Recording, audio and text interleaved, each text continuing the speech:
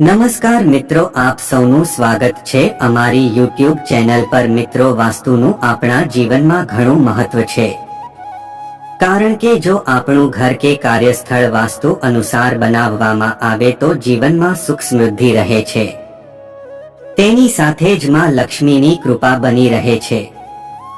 બીજી તરફ જો ઘર વાસ્તુ અનુસાર ન હોય તો ઘરમાં પરેશાનીનું વાતાવરણ રહે છે અને ઘરના સભ્યો બીમાર રહે છે।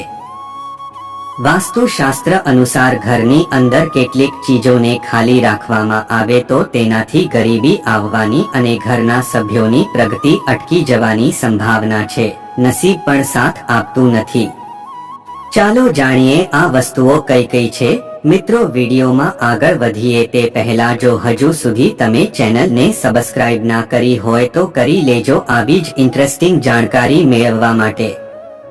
નંબર 1, તિજોરી અને પર્સ ક્યારેય ખાલી રાખવા નહીં। વાસ્તુશાસ્ત્ર અનુસાર તિજોરી અને પર્સ પાકીટ ક્યારેય ખાલી ન રાખવા જોઈએ, મતલબ કે તેની અંદર થોડાક પૈસા હંમેશા રાખવા જોઈએ, કારણ કે જો તમે બધા પૈસા ખાલી કરી દો તો માં લક્ષ્મી નારાજ થાય છે, ઉપરાંત નાણાં આવવાનું અટકી જાય છે।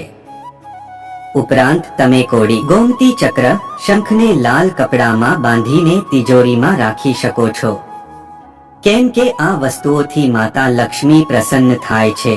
નંબર 2, પૂજાના સ્થાને પાણીનું પાત્ર હંમેશા ભરેલું રાખવું। વાસ્તુ અનુસાર પૂજાના ઘરમાં રાખેલ પાણીનું પાત્ર ક્યારેય ખાલી ન રાખવું જોઈએ।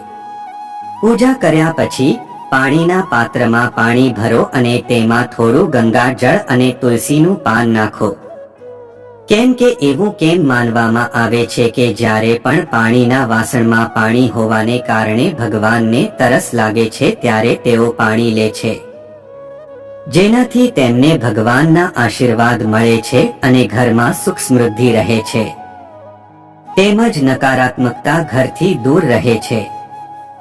ઉપરાંત જો તમે આવું નહીં કરો તો તમારે આર્થિક તંગીનો સામનો કરવો પડી શકે છે।